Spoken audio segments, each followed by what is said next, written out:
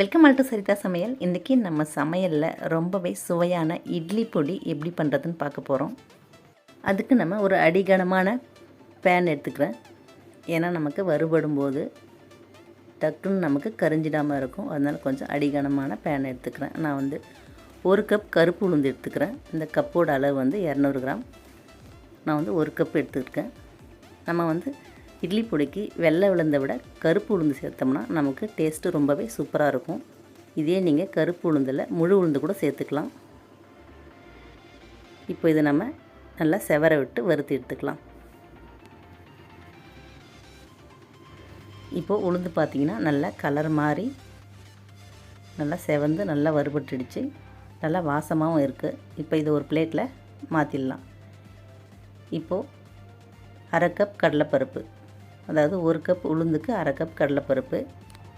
நான் 200 கிராம் உளுந்து எடுத்தேன், 100 கிராம் கடலைப்பருப்பு. இப்போ பார்த்திங்கன்னா இதுவும் நமக்கு செவந்து நல்லா வறுபட்டுடுச்சு. அதே பிளேட்டில் மாற்றிக்கலாம்.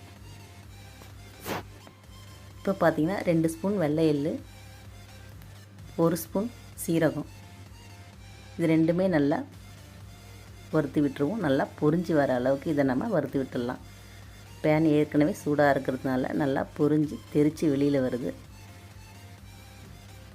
அவ்வளோதாங்க, இது நல்லா பொரிஞ்சிடுச்சு. இதையும் நம்ம அதே பிளேட்டில் மாற்றிக்கலாம். இப்போ பார்த்திங்கன்னா கருவேப்பிலை நல்லா ஒரு கைப்பிடி அளவுக்கு வாஷ் பண்ணி உலர்த்தி வச்சுருக்கேன். அதையும் சேர்த்து நல்லா வறுத்து விட்டுடலாம். நம்ம கருவேப்பிலை கொஞ்சம் நிறையாவே சேர்த்துக்கலாம். ஏன்னா இட்லி பொடிக்கு கருவேப்பிலை வாசத்தோடு ரொம்பவே டேஸ்ட்டு சூப்பராக இருக்கும்.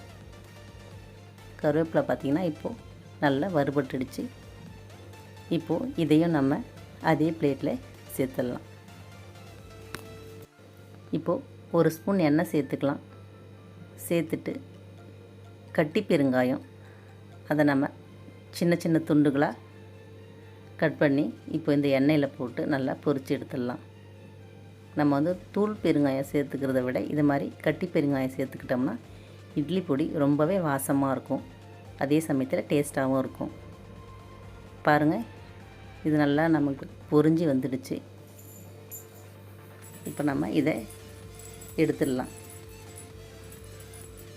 பார்த்திங்கன்னா நமக்கு நல்லாவே இது வறுபட்டுடுச்சு.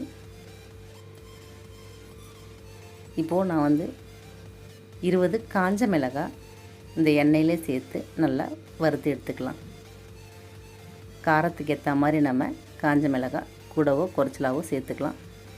20 காஞ்ச மிளகாய் கார அளவு கரெக்டாக இருக்கும். இன்னும் காரம் சாப்பிடணுன்னா நீங்கள் இன்னும் ஒரு 5-10 மிளகாய் கூட சேர்த்துக்கலாம். பார்த்திங்கன்னா மிளகாய் நல்லா வறுபட்டுடுச்சு. மிளகாயை நம்ம ஆஃப் பண்ணி ஆற வச்சிடலாம். இப்போ இது கூடவே தேவையான கல் உப்பு சேர்த்து ஆற விட்டுடலாம். அவ்வளோதான், இந்த பொருளை நல்லா ஆறிடுச்சு. இப்போ ஒரு மிக்ஸி ஜாரில் போட்டு கொஞ்சம் கொரகொரப்பாக அரைச்சி எடுத்துக்கலாம். இந்த மாதிரி கொரகொரப்பாக இருந்தால் தான் நமக்கு இட்லி பொடி டேஸ்ட்டாக இருக்கும். அவ்வளோதாங்க, இதை நம்ம ஒரு பாட்டிலில் போட்டு ஸ்டோர் பண்ணி வச்சுக்கலாம். இதை நம்ம எண்ணெயே சேர்க்காம கூட அப்படியே கூட தொட்டு சாப்பிட்லாம். இட்லி பொடி ரொம்பவே சூப்பராக இருக்கும். நீங்களும் ட்ரை பண்ணி பாருங்கள். தேங்க்யூ.